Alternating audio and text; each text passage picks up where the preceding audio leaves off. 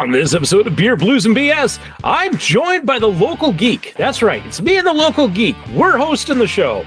Why? Because we both showed up on the wrong podcast night, and we're making the best of it and recording a show. So because it's the two of us, get ready for a lot of talk about Christmas lights, hobbying, and the trials and tribulations of being a parent. And don't worry, if you're a parent, we feel you. We know the pains, the sufferings, and we're here to tell you, you're in a good place. Welcome to the show. It's Howard Blues and V-Mark Kidder. Pour a cold beverage, pull up a seat, enjoy time with friends. The Triple B! Well, the Triple B sucks. Okay? Come on. Whatever, man. This is Beer, Blues, and BS. Online at beerbluesbs.com. Good evening, ladies and gentlemen, and welcome to Beer, Blues, and BS, the podcast that after 193 some episodes feels like it no longer needs a quirky, somewhat pithy opening line. I am your host, the living embodiment of Charlie Brown, Howard Blues, not joined by my usual co-host, but somebody who's practically a co-host, because it's like he's always here. Ladies and gentlemen, it is your official brewmaster of the Triple B, the local geek, joining me tonight. How you doing tonight? Hey, I'm not doing too bad. It's been kind of a couple of weeks, but getting a little bit of a break from some of the monotony that I've been dealing with, so that's nice. You have no idea how much I would kill for some monotony. You know that. So I would die for that. But you know, it's interesting. I was just gonna say, you know, at the time of us recording it, the episode that came out last week, JS was my co-host.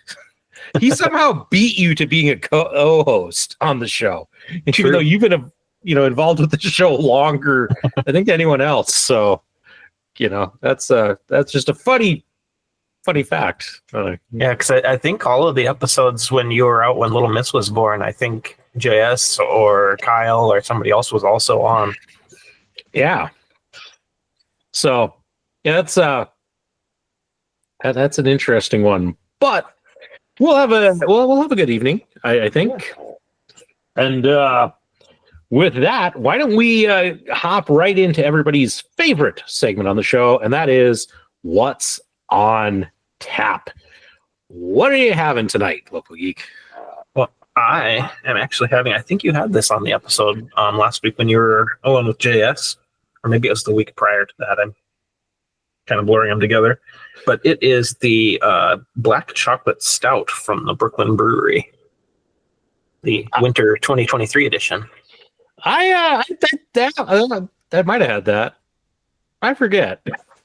I remember I commented on the episode and said that I might have to try that the next time I'm on, and here I am. Yeah, I'm not going to lie. With all of the editing between this show and the Howard's Cave of Wonder channel that I've been doing lately, it all blends. Oh, that's really good.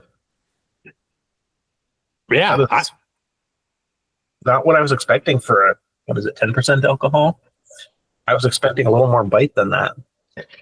Yeah, I as I said, I don't remember when I had it. I do remember having it, and it was pretty tasty. I remember that very much. Yeah, I remember you gave it a pretty good ranking as well. Yeah. Spin through the spreadsheet here quick, I'll find it. Yeah, it was I remember that one fondly. It was 188.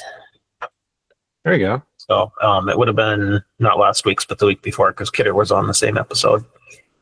Yeah. It's amazing with this new show format. Like things fly by and things seem a lot older than they are. Right. It's taken some getting used to on some of this stuff. So even as they come out, I'm like, am I on this one? Yeah. Well, and what's bad for me is I'm so far ahead because I've been kind of being able to keep up with the editing that I go in at some point during the week that an episode airs and set it up to do a premiere so that it pushes it out so people maybe see it beforehand a bit, hoping that'll get more people to put eyeballs on it. And it'll pop up and I'm like, oh, it's that one? Oh, yeah. So it's basically that. The hardest part for me with this new format where you guys are doing 2 episodes a night is when it comes out and I make my Facebook post and I tell people about the episode. I'm like, did we talk about it on the first one or the second one of that night? You know, if you pro tip, if you actually click on the YouTube video and go down to the show notes, you know, I have all of the chapters out there. Yep. So good way to remember what we talked about. Yep, that's what I usually do. And then I kind of summarize based off of what I can remember from those chapter titles. So. Yeah. Here's the real challenging part. If you're on my end, at the end of us recording these, then I have to go back and do the intros. Uh-oh. So I have to try and remember what we talked about in which episode. Which is it can sometimes be a little difficult to remember what's in which episode, because it's not like I have my show notes. It's not like I don't take notes during this, so it's me trying to remember it. What's even worse is when we stay up too late. I decide, I'll record the intro later, and I have to come back like a day or two later, and I'm like, oh no, God, crap! What was in what? I honestly think in I think it's in the next set that come out after this, the week that we are recording this episode. I think I mentioned that I'm going to share this thing I got in like the first episode. Oh yeah, it was in the second episode. It was something like that where it's just like, shucks, got it wrong. So, hey, and speaking of not remembering things that were in episodes, my drink for the night, I'm pretty sure I've had this on the show, but I haven't taken the time to look at the spreadsheet to know for sure. I've still got it open. I'll check. Yeah, but this is from the Distill Brewery, their Wild Sour series. This is the Dragon Fruit Mango. Yeah. It says on here, enjoy our sour ale bursting with tart fruit flavors and aromas of dragon fruit and mango. Delight in the brilliant fuchsia color and vibrant taste that delivers a bold experience with each sip. Cheers. It is a sour ale with dragon fruit and mango, 5.5% alcohol by volume, 7 IBUs. Support flavor. Boycott bland. You had it on 108 and 128. Wow. And now 193-ish, 4-ish. Yeah, well, as I said, I couldn't remember. Truthfully, this came in that pack of the variety pack Wild Sour series. So it is what it is.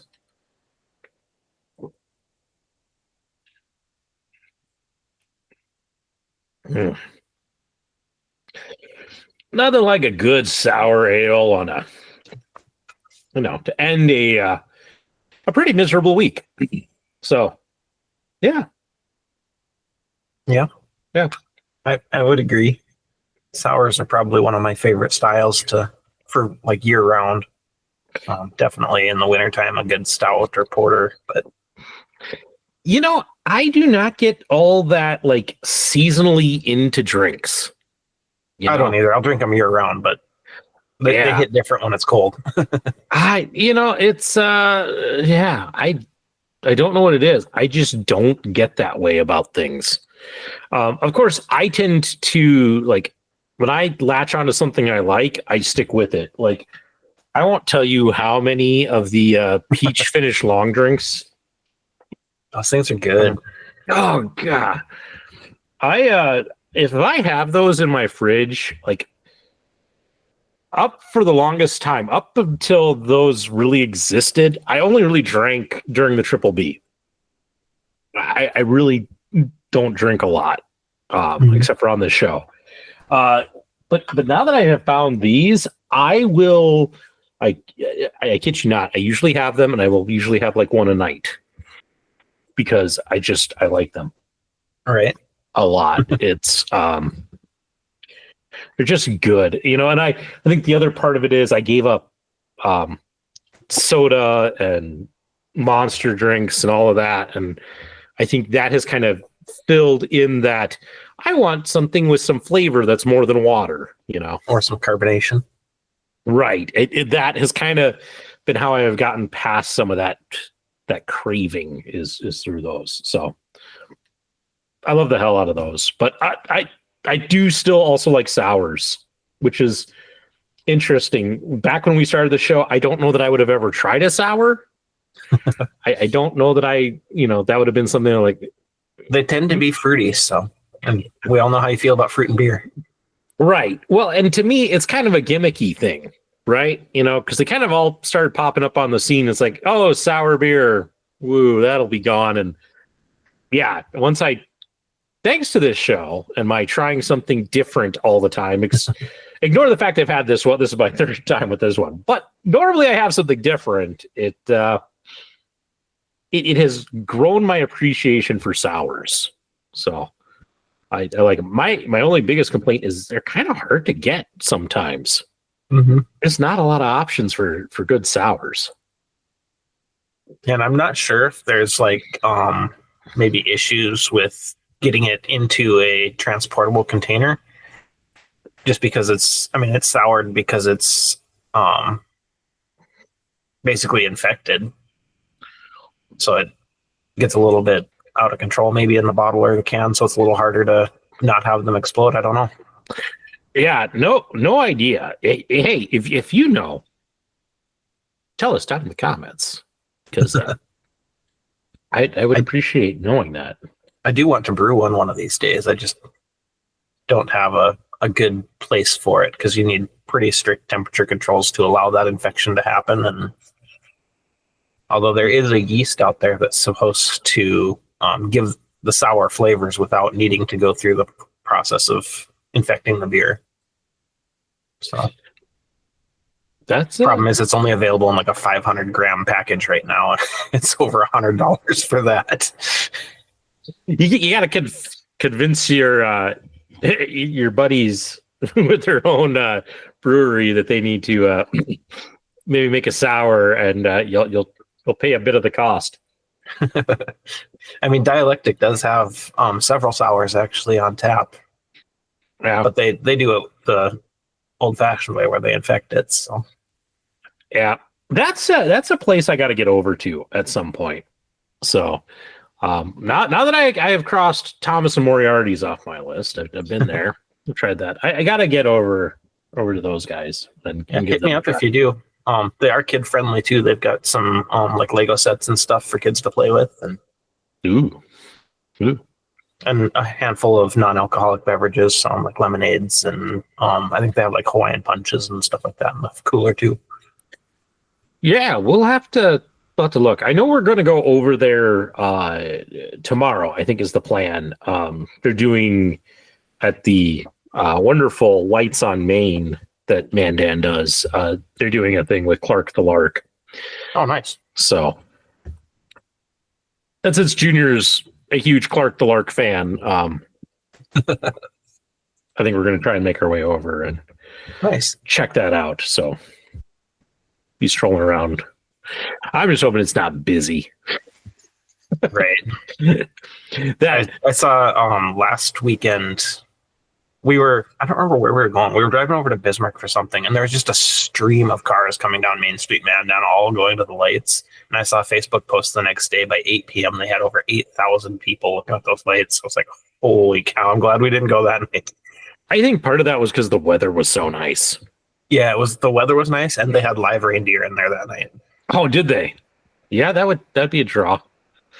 But definitely, yeah. The weather lasts. I mean, I actually got Christmas decorations up.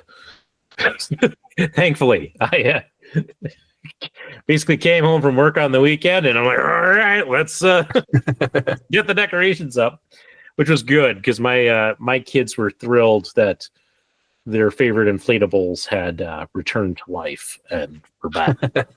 All of that by the time when I was over at your place to drop off the gifts and the mead, my little guy wanted a picture with your grow goose. Hey, You're more than welcome to do that. Yeah, we got one. So yeah, my I was sharing this with somebody else. My sister-in-law, her husband is big on the inflatables. He's really big. I was not really excited about the idea of inflatables. In fact, I probably wouldn't have ever gotten any, but we were gifted the Grogu, and it's like, crap. Guess I'm in the game. But like he's got a whole theme going. He's got the old stop motion Rudolph the Red-Nosed Reindeer theme. So he's got Rudolph and the Island of Misfit Toys and a ridiculously tall Bumble. Nice. Don't know, Bumble's the Yeti. So which I took actually a little offense that he got a Bumble, because I'm the Yeti guy in the family. Like when I joined this family and they gave me a family stocking, my stocking has Bumble on it. Nice. This is my thing. So I've been giving my sister-in-law grief about, hey, your husband he's stepping on my thing. That Bumble might just disappear. So my son is all gung-ho to one of these nights, sneak over in the middle of the night and steal their Bumble. Are they somebody that would get a laugh out of that happening, or would they be upset about it? They'd get a laugh. And I would be cheeky about it. It's not like I would just take it. I'd probably leave a sign that went north for winter,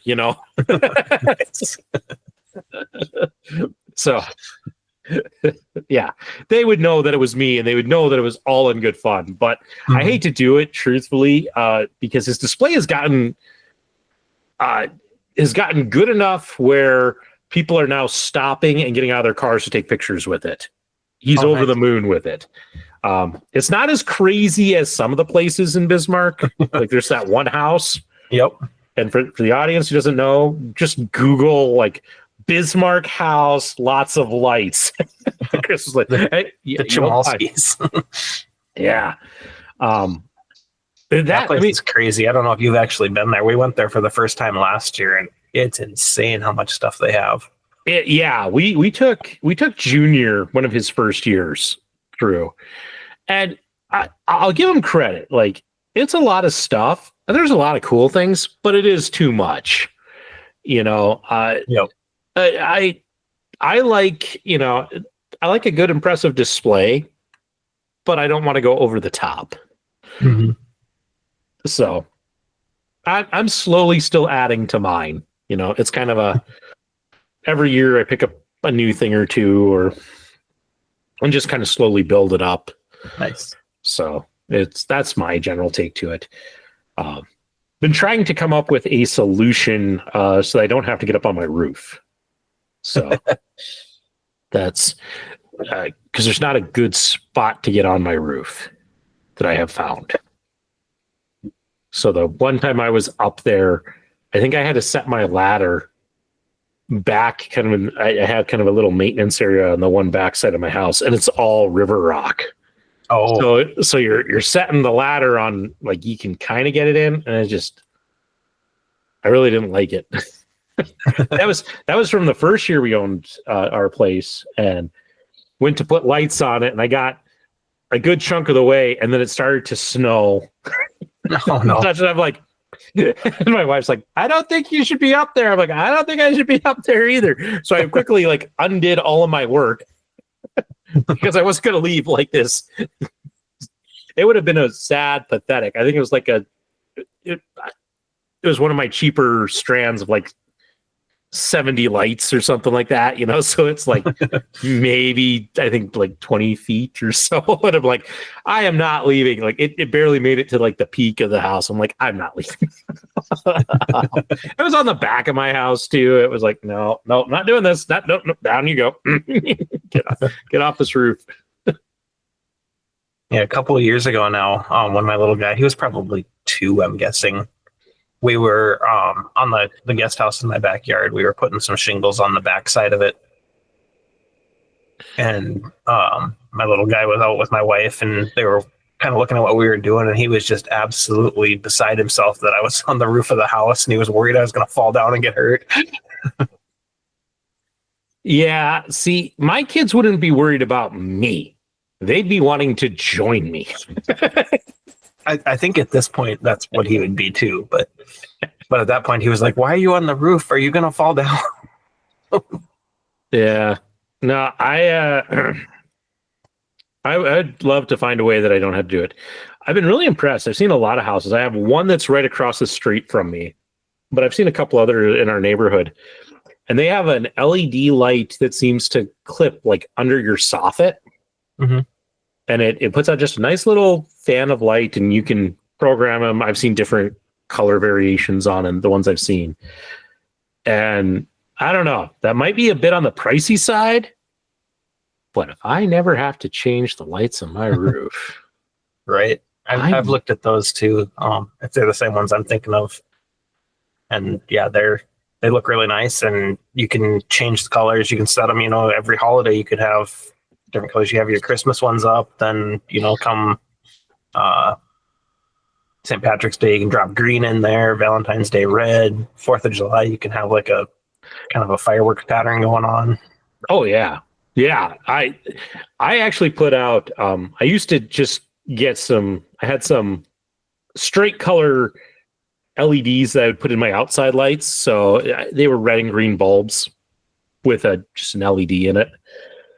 This year, my wife let me purchase some that are color changeable, so I can change them. I have a little remote, kind of like this one. I can change the colors on. My kids are so excited about it. They're like I have already had to promise that, like, when it's my son's birthday, I'll change the lights to green and orange for his birthday, and then when my daughter's birthday comes, I got to change them to pink and purple. So. Nice. So they're fine. They're all right. I don't really like just their plain white color. It's kind of more of a cool white than kind of like a nice warm white. So, but it's fine. It's fine. It's just for an outdoor light. It's right. Fine. Kidder would have issues with it. He's a little bit of a light snob. Yeah, I've got in my front porch on the outside, I've got a smart bulb that's got the color changing options. And for a while, I just had it set to where it would like rotate through all the colors, kind of on like this slow fade pattern from one to the next. Now it's just been sitting. I think it's been white for quite a long time now. But yeah, I have one of those kind of in our dining room, because we have a little window, little box window. And so I put a color change light in there, and my kids kept turning off the light because it's like, oh, I can reach the switch. I could flip it. Oh, and so, yeah. And so, I finally got them to stop messing with it. So now I control it with my phone, and life is good. And we can do that. I've got these two here in my office, and then my son's bedroom has one too that I can change the color on. And anytime it's not white, he gets so mad at me. My son would have his on green all the time. That's what I usually change his to. And if he's in there playing when I do it, he's yeah, that's always fun. We have both of our kids in both of our rooms. We have this. They're called a hatch, and they're kind of like one part nightlight, one part sound machine. But again, okay. I can control them with my phone. It's really nice because you can program stuff in. So ours are programmed so at a certain time they turn on, and then when it's time that they are allowed to get up, it'll switch to green. And the kids know, oh, it's green. I can get up and get out of my room. My daughter follows it very strictly. My son, no. He's getting up whenever he feels like it. we got a clock for my son that's a similar thing where we can set a quote unquote wake up time, and it turns green at that time, and it turns yellow a half an hour before that. So then he kind of knows. But he's like your son. He doesn't really follow it. If he wakes up in the middle of the night, he comes into our room he wakes up at 6 o'clock in the morning. He comes into our room and wakes us up, and we're up for the day too. It's set for 7 o'clock being the wake up time, so 6:30 being the kind of the okay time or whatever you want to call it, which is unfortunate. You can't change it to have it be a little bit later on the weekends for the wake up time, because then we could set the wake up time to be when we normally actually wake him up at 6:30. Yeah, that would be nice, but it's all right. It's part of the part of just the fun of having kids. Oh, yeah. And more often than not, he's up before that anyway on the weekends. Like, it's usually 7 o'clock at the latest that he's awake. So, yeah, no, mine, they will be up at 7:30. That's their kind of time. Nice. He does every once in a while. He'll sleep in a little later. On Wednesday, he had a dentist appointment, so he didn't have to get up at 6:30 to get ready to go to daycare. And it was probably, I think it was a little after 7 before he woke up on his own. Yeah, it's fun, and Junior has gotten a little bit better about it with preschool. When we first started preschool, I'd go in and wake him up at 7 to get him up, and he's like, "Hey, buddy, time to get up." He's like, "I'm still tired." I know, so is Dad. Time to get up. Yep. And now he tends to pop right up, and he's I won't say quite ready to go, but he knows the routine, so we're going. And I'd say it's about 25% of the time. Like, my wife goes to work at 7, so she usually leaves the house about 6:40. So she'll get him up at 6:30 while I'm in the shower, and then I'm usually out of the shower before she's got to leave. So some days he'll still be in bed when I get out of the shower, and so I'll go pick him up out of his bed, and we'll go sit on the couch, and he'll sleep on my shoulder or however he's laying. And I've got an alarm set for 6:55. That's like the absolute drop dead. Okay, you got to start waking up now. Yeah, my kids, they both, once they get going, they're going. And even Junior, he'll on his worst days, he'll stumble out of bed, be a little you're almost a little worried he's gonna fall over. Yep, I know exactly what you're talking about. But he'll stumble his way into the bathroom, and at first when we started preschool, he was very insistent that he picked out his clothes, and now he's just he's like, "You can pick. I'll see you in the bathroom." See, mine wants me to go with him into the bathroom when he gets up in the morning, so I'll follow him in there, and he'll stand there at the toilet, and he'll start swaying back and forth. It's like, "You gonna fall over, or are you good?" Yeah, he knows I'm going to follow in, because then we'll get dressed and all of that. But it's he's got some days where he's just like, you're just like, "Oh, come on, buddy." It's going to be a long day. Yeah, that's kind of my routine with him too, is if he does actually wake up at 6:30 when we wake him up, which is totally fine. Sometimes he'll be like, "Hey, can I watch TV right away?" It's like, well, you need to go to the bathroom first, and you need to get your clothes on first, because if you don't do that, then you're going to fight about it when it gets closer to time to go and you need to get on. So, yeah. It's it is really one of those things. Kids do really well with routine. Mm-hmm. It's it's anymore when he asks to watch TV. I'm like, "You know what you got to do?" It's like, "Yeah, I got to go to the bathroom, and I got to get clothes on." Yeah. See, and Junior will just he knows the things I'm going to ask him at this point. So his big thing, if it's me and him, and he knows I'm putting little miss down for her nap, he will immediately go to the bathroom,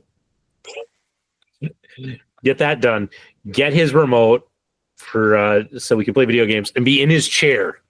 So when I come down the stairs, it's like, and he's like, "Can we play?" And I'm like, "Did you?" He's like, "Yep, I went to the bathroom. I'm ready to go." I'm like, "All right."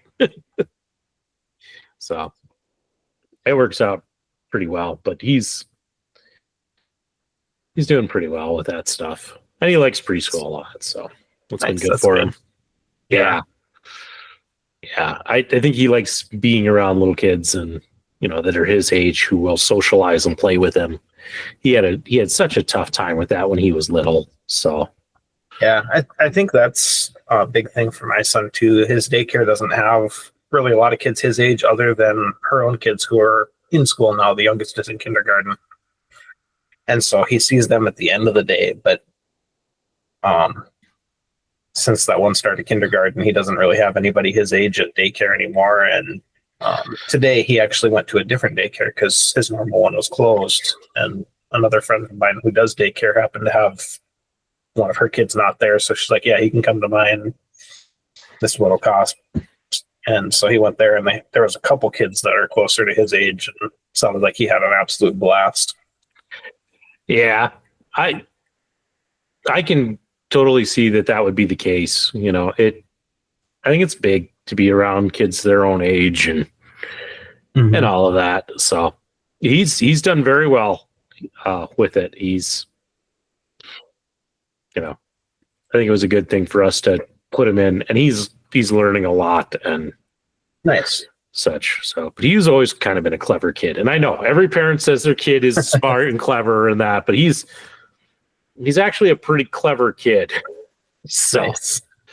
Yeah, I'm curious to see how kindergarten's going to go next year for my little guy because he hasn't done like preschool or anything. So, and he's very shy as far as like playing with other kids. He's generally not the one that's going to ask, hey, can I play with you? He's going to sit in the corner until somebody says, hey, do you want to come play with me? And I get that. That's how I was. So yeah, that that'll be an interesting thing to see how it goes. But and it's we're right now, our biggest thing is talking about does Junior do kindergarten next year, or do we have him do preschool again? And it's just he struggles with his fine motor skills. So his teacher, when we did parent teacher conferences, was really kind of concerned, like, his handwriting isn't where it should be, and he might struggle when he gets to kindergarten because it's kind of heavy on the quick pace. So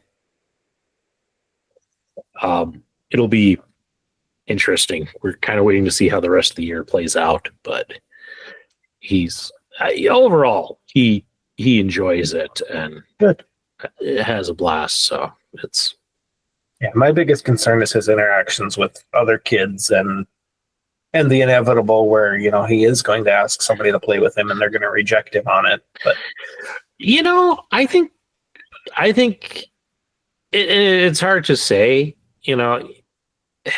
Because there's actually so few preschools out there.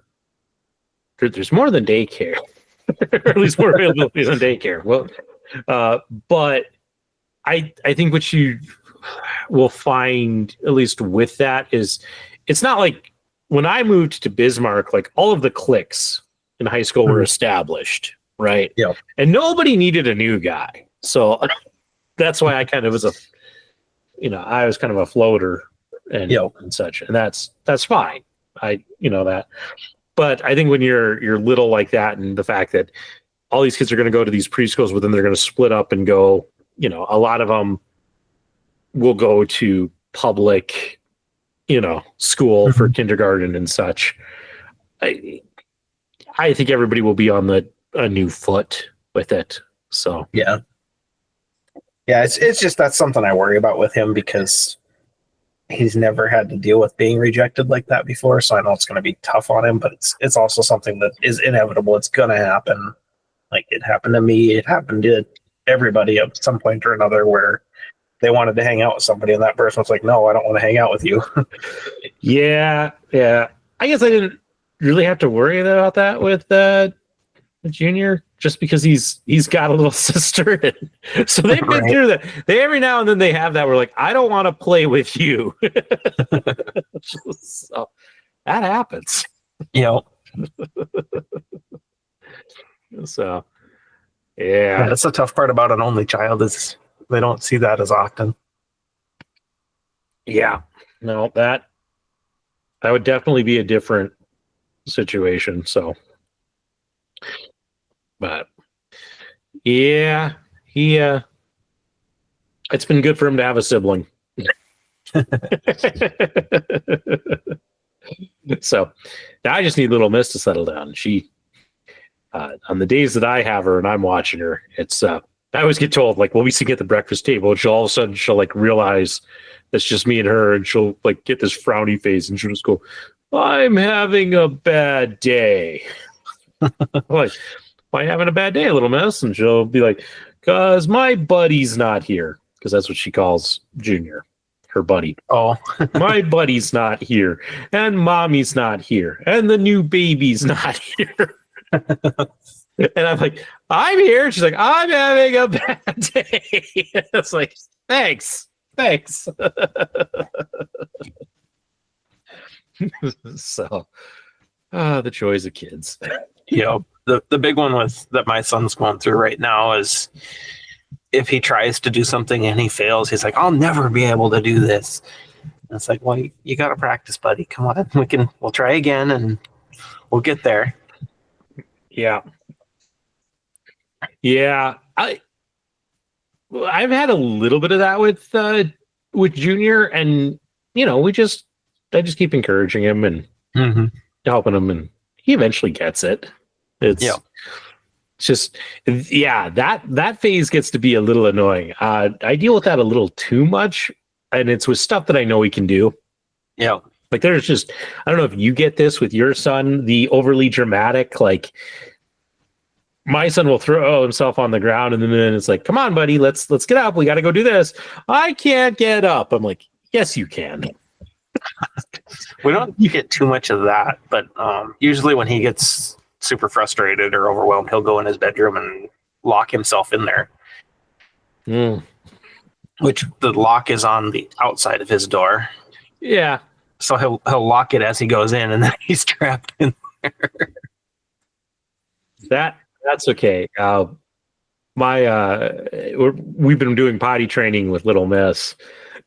I don't know where she got this, but she will every now and then, like when she has to go, she'll go in, she'll close the door, and if you like have to follow her in at all, she'll look at you. She'll give you kind of that serious stuff.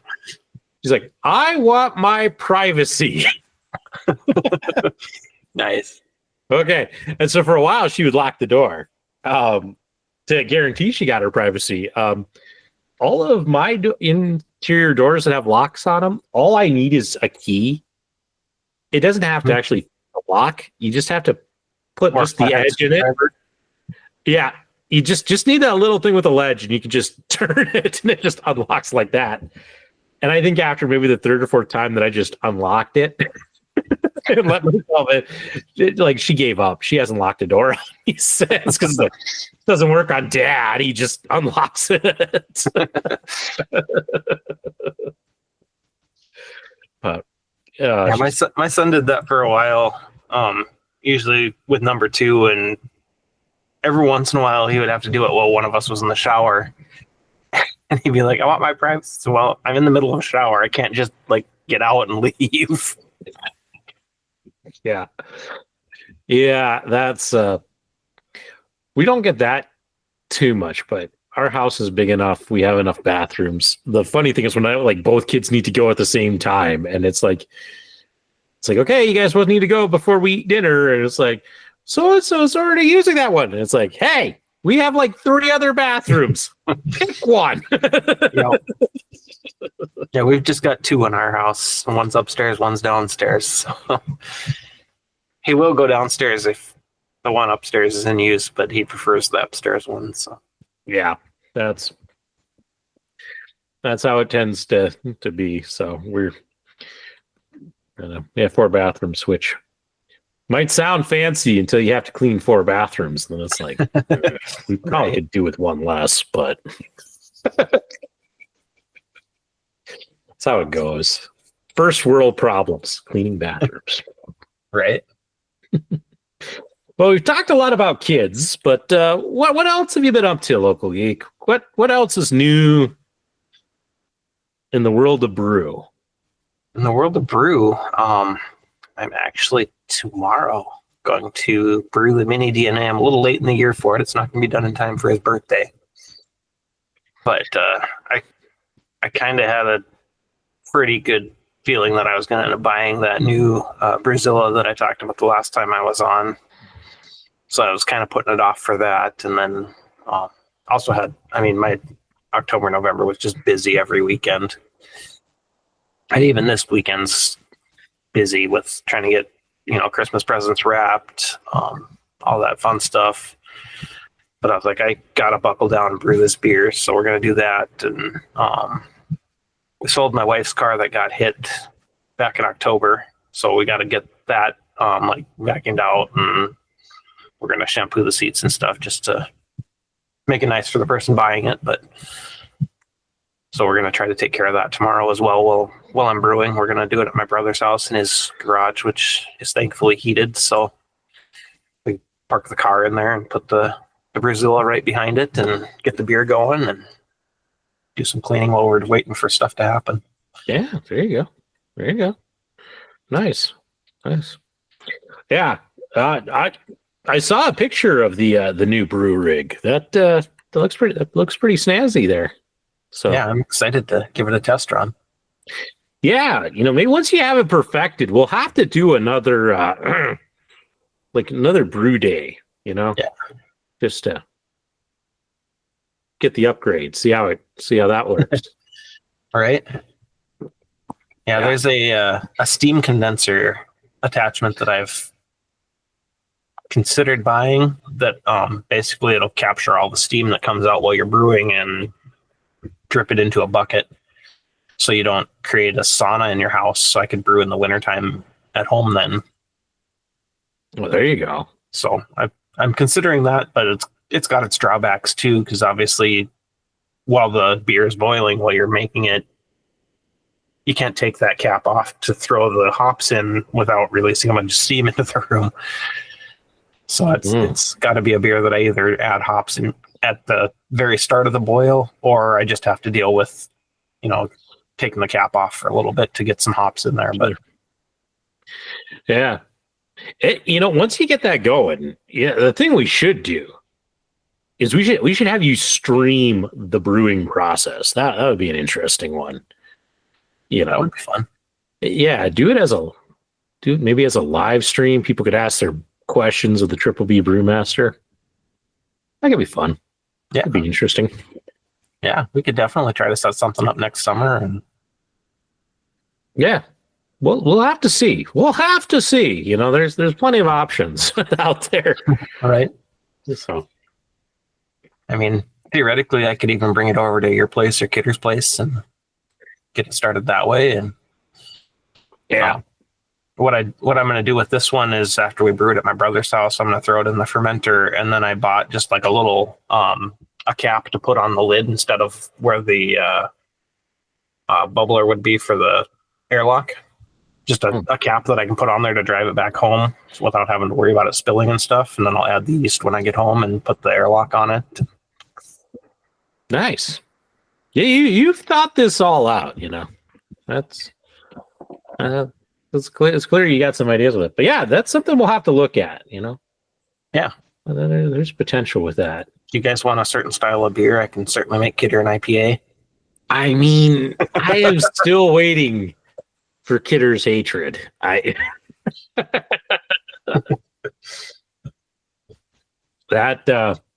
That'll be a big day when that one gets made. Right? We could have him help brew it. We'll just tell him it's an ale. It wouldn't be a lie.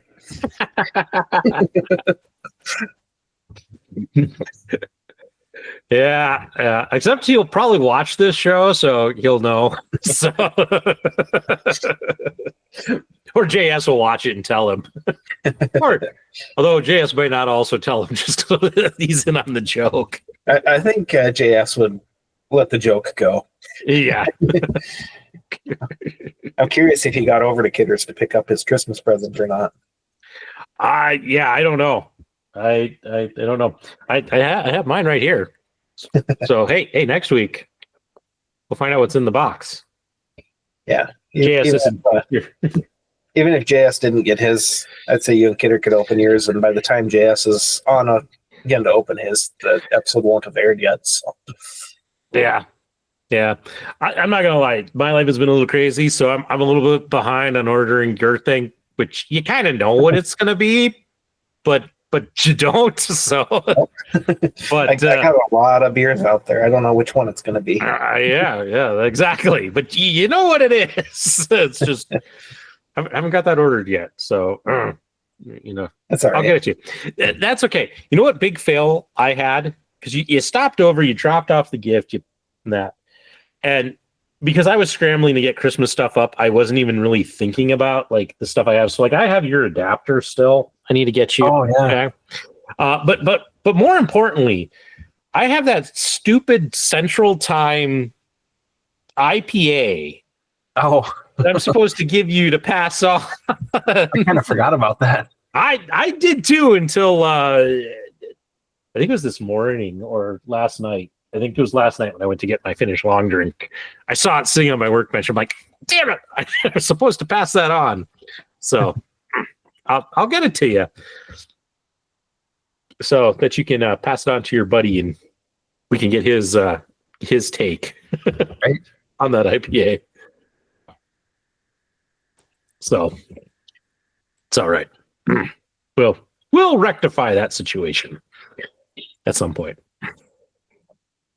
So, well, Local Geek, it's rare that it's you and me alone on the show. In fact, it's very rarely happen.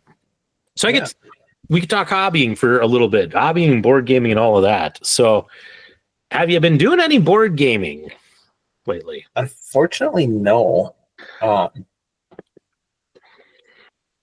wife's cousin, who has been running our game for us that we just recently kicked off, I think I mentioned that he had some surgeries that allowed him to be able to play games and travel to play games again. But unfortunately, he had one of the screws from his surgery started to loosen, so he's got to be very careful. He can still go out and stuff, but like the ice is a big thing for him. Like if he was to slip and fall on the ice, he would be very at risk for screwing up that surgery. So he's trying to just avoid all of that, which is totally understandable. And so we've had to kind of put our game on a little bit of a hiatus for now. And we're hoping that maybe over the Christmas break, my mom will be in town and she'll be able to watch the little guy on a weeknight and get him ready for bed, and we can go out to his place and play games. Yeah. It's amazing. Like I don't have my game group is my family, and we have not had a game night in almost it's got to be a year and a half. And it's partially just because my mother-in-law has been ill, mm-hmm. and so ill, so we just have not really had a lot of time to play games and such. And so it's to me it's really sad. I do enjoy playing games a whole heck of a lot, and I do miss that. Unfortunately, like when I'm missing something like that, my gut instinct, or like if I can't be playing games, I should be buying the next game we're going to play. It's bad for the wallet, when it's like, we actually the weekend that my wife's car got hit, and so we decided to go out and buy her a new vehicle. At that point, it just so happened that it was Columbus Day weekend. She gets that off for work, and I had taken the day off just to kind of spend the day with her. We were planning to play some games, and of course, we ended up spending pretty much the whole day at the dealership looking at cars and filling out paperwork and all that stuff. So that kind of went out the window on us for that. But that was our plan that day. Yeah, it's tough. I miss it. Although Junior is really excited about games, so like I'm not that I want my kid to grow up any faster, but man, if he gets to the point where he can read, mm-hmm. It's on. I'm getting pretty excited about games too. He's real big into Uno. Uno's a good one. Uno's a good one. We might have to try to get together sometime though, and get our kids together to play some games. My best cousin's got one called, I think I've told you about it, No Thank You Evil. That's kind of a role-playing game that's geared towards kids. Yep. I'm sure Junior would enjoy that. So, yeah, we might have to look at doing something like that. I know I mentioned Marvel United is a game I've played with him, which is a little above, so with that, a little bit of tweaking and a little bit of sliding on the rules. Yep. It's fine. Yep. I view it as correcting for the strategic, thinking that a 4 or 5 year old can't do. Yeah, exactly. I mean, there's house rules to just about every game you play out there anymore. Right. I do things with it. In that game, you play hero cards, but then after, I think it's depending on how many heroes you're playing. I think it's after 3 or 2. After 3, then you flip over a villain card, and they have a thing on there that pops up. It's called a BAM, and it's like a special, usually super nasty, painful thing that happens. And the other part of that is, depending on the villain you're playing, if they have henchmen, when the main villain BAMs and all the henchmen BAM, and I sometimes kind of just don't do that part. just because it's not like we're playing optimally on our side, because Junior just goes, I want to play this card. It's not like he's looking to go, that's the best card to play. He's just like, that's the one I want to play. So we make a few little exceptions for that, and I don't care if we're not playing it at the true 100% rules, 100% difficulty. It's like, no, my son just wants to be the Hulk and just wants to punch somebody in the face. Let him. But it has just about every hero you can possibly think of for Marvel. So nice. It'd be he would enjoy that because he's getting pretty familiar with his Marvel heroes. Yeah, that's no. He could name one any hero he wanted, and how we could make it work. Might have to dig through it to find which box it's in, but right. They've done pretty much all of them, so which I'm kind of glad for, because maybe that means that game is finally done, because I have way too much of it. So that's how that goes. But yeah, no, I haven't done much with that. I will say there is I talked about it on Howard's Game of Wonder. CMON is running a crowdfunding thing for a game called Cthulhu Death May Die.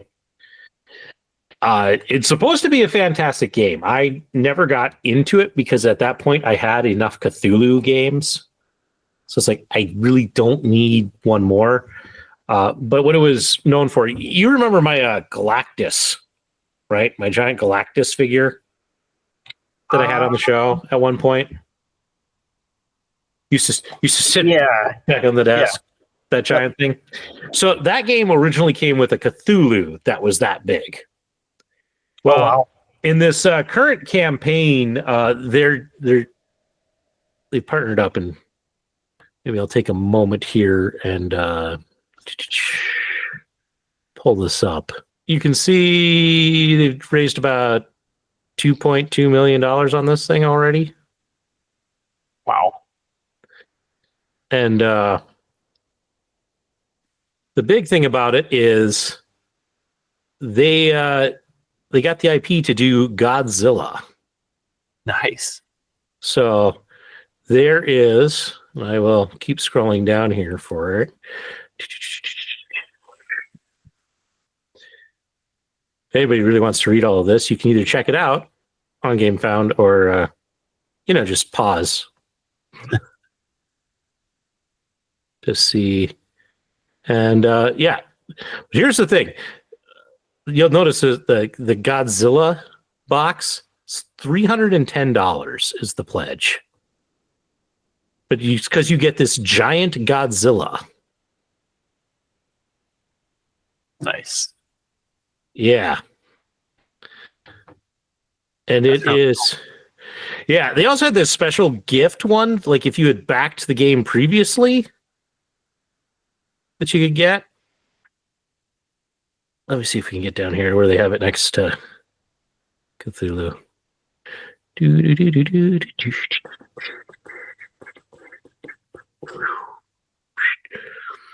One of the most stinking long campaign pages. Okay, anyway, Godzilla. So if you can see, it's 55 centimeters tall. So right in the neighborhood of 2 feet tall. Yeah. Here's your regular 28 millimeter. So this thing is big, but you know, it's kind of a ridiculous thing to own. And there it is with the Cthulhu miniature, if you can call them miniatures. So you could have them in kind of that cool section. But yeah, to get that, it's $310. The base game alone is $100. So that Godzilla model is $210. Wow. Yeah. And the thing that really ticks me off about this is down here in the add-ons, hey, for $25, I could get a Godzilla figure that I could paint. Cool. I might just do that.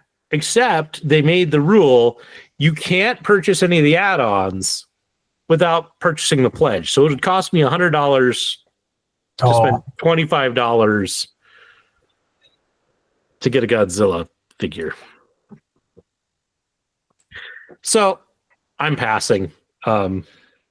Also, I didn't really want to purchase the past seasons that I was missing because like each season is like anywhere from I think like $350 to $500. Oof. So I'm like, no, no, right?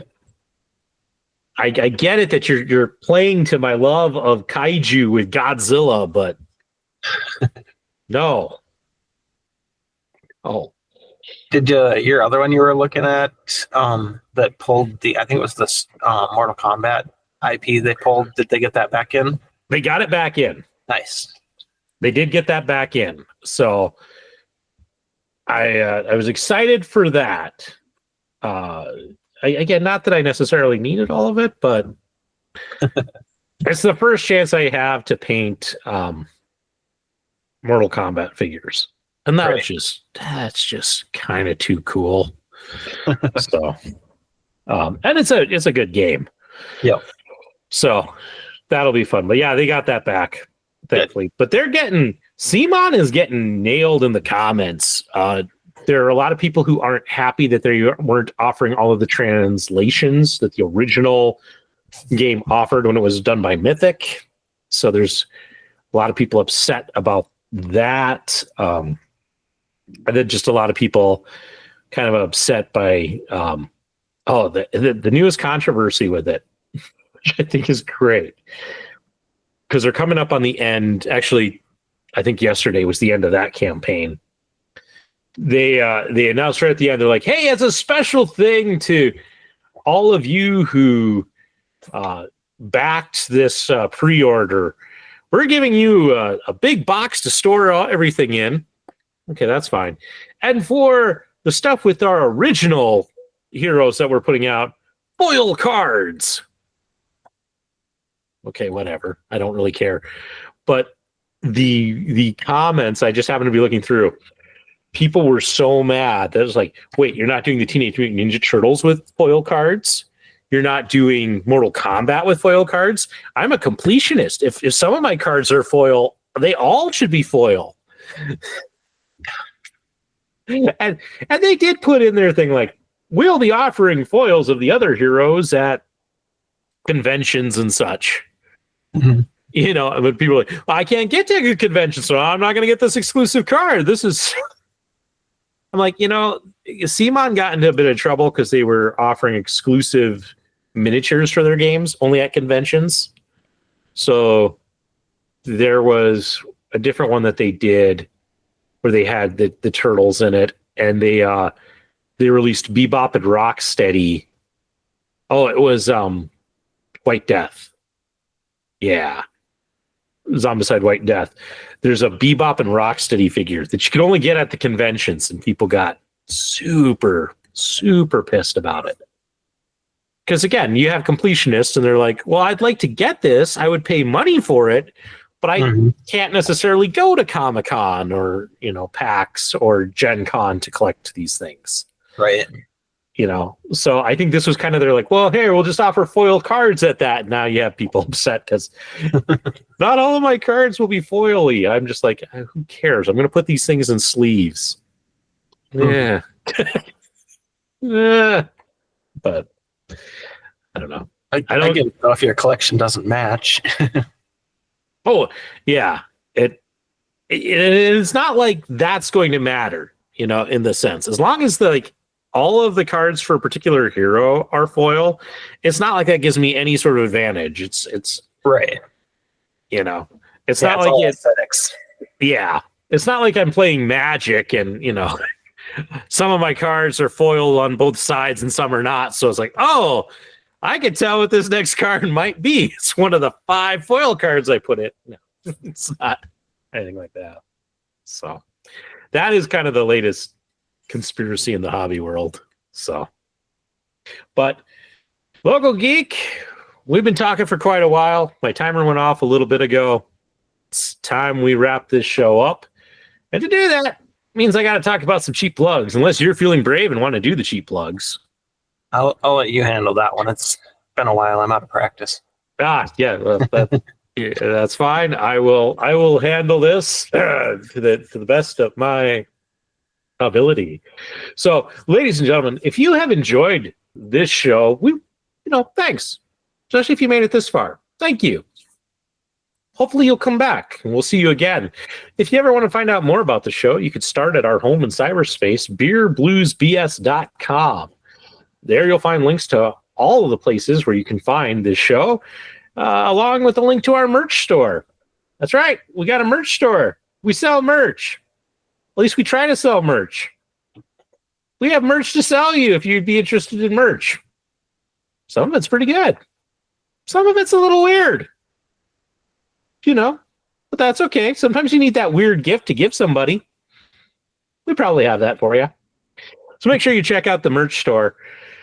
Besides that, as I said, you can find links to every place that we're at. You can find a link to our Facebook and Instagram. Yep, we're on those. We post some special things, little reels, little highlights of the show. Sometime the occasional news story when, our social media department actually feels like posting something, They kind of slack off a bit, but that's what you get for a social media department. So we're out there, Facebook, Instagram. There's that.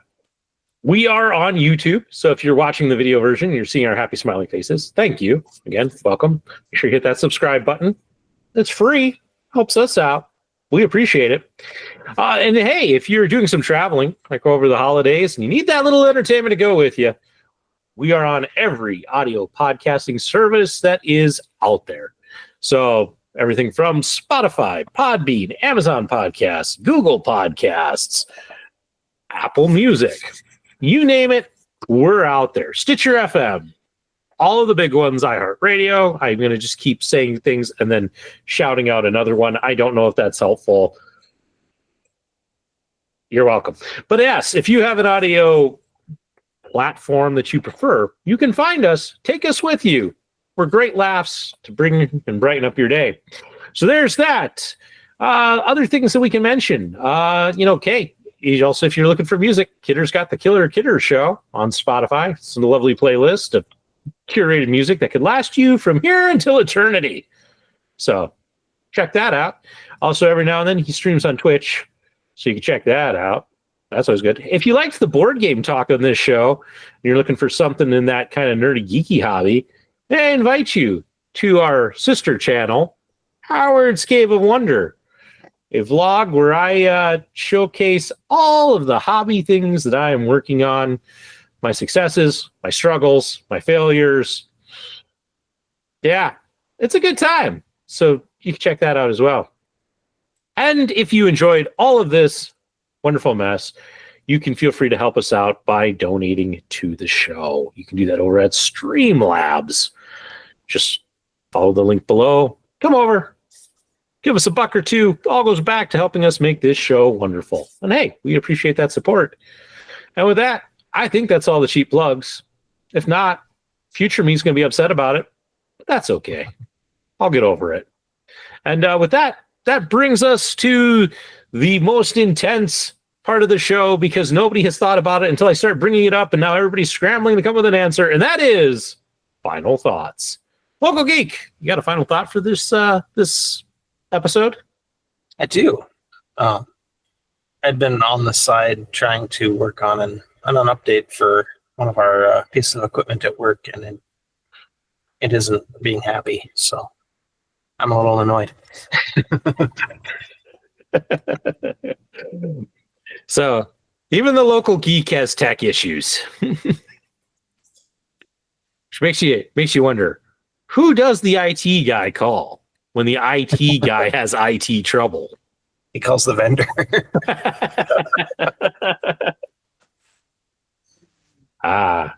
Good answer.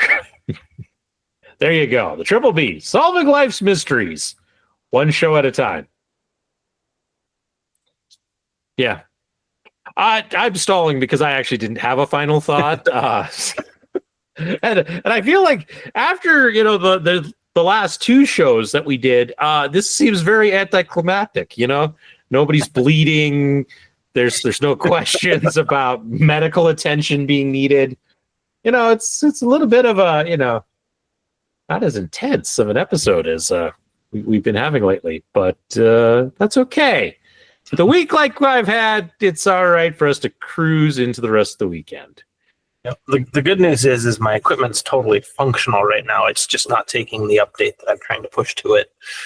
So I'm not breaking anything. It's just not getting the fix it needs. I see. Well, in that case, we better wrap this up so you can start swearing at it, because that's the surefire way to make it work. So, with that, he's the local geek. I'm the living embodiment, Charlie Brown, Howard Blues, telling you to make sure you keep that glass at least half full. Hey, I hear there'll be free beer tomorrow, so come back then. And we'll catch you all down that amazingly laden with Legos that kids have left out Tuscan Highway. Good night, everybody. Looking forward to that free beer tomorrow. Woohoo!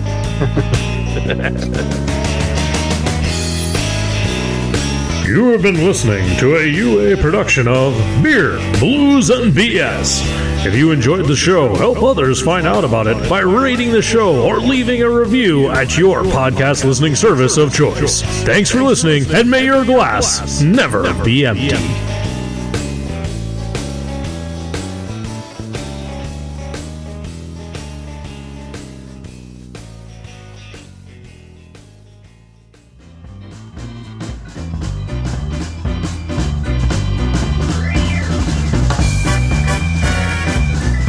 UA Productions presents A Glimpse Behind the Curtain.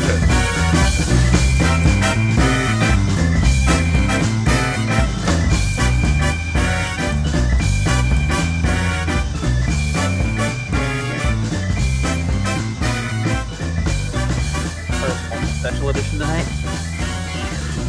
Depends. What do you call a special edition? I don't know. I do have a question for you, maybe before everybody jumps on. The mead. Yeah. Better refrigerated, or if it's room temp? You could do it either way. I think I like it better refrigerated. Okay. I might not be having the mead tonight. It's all right. I'll tell you, because I know I won't get a big reaction out of you, but I'll also tell it on the show. With everything that's going on, forgot to put them in the refrigerator. It's all right. So I will. I'm going to go grab a second beer then. I mean, they are a wine basically, so room temperature, cold, whatever your preference. But I want the best experience here. I've been waiting for this. So I'm gonna go change that out while we wait for everybody else to get here. Okay. I went and got myself a beverage too. It's good call. Good call. I was so worried that I was running late. I'm like, oh man. Well, then Kidder texted back and said that you guys were recording tomorrow. So. Oh, are we? That's why I said special edition with Howard. Oh. He might have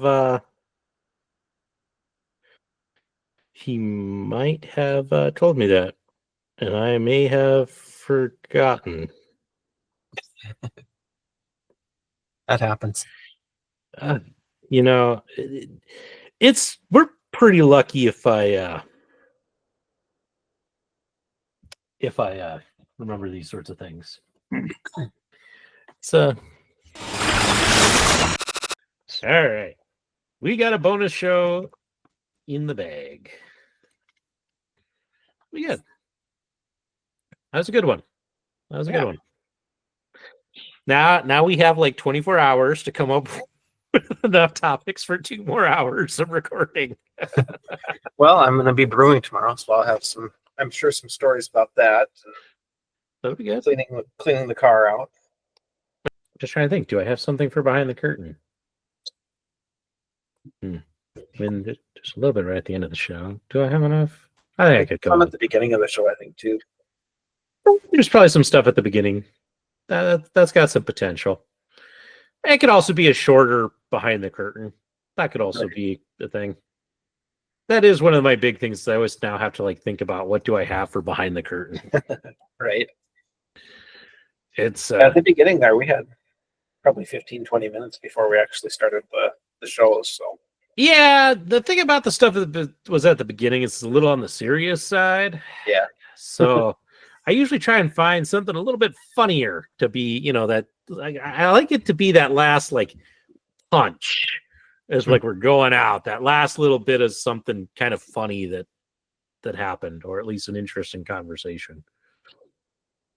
So there was the realization that nobody else was coming. Yeah. I mean that's pretty good. We could have played that up a little more. We could have. It just took me forever to figure it out, which that really goes to a lot of my mental state lately. So Right. Howard Blues is not playing with a full deck of cards.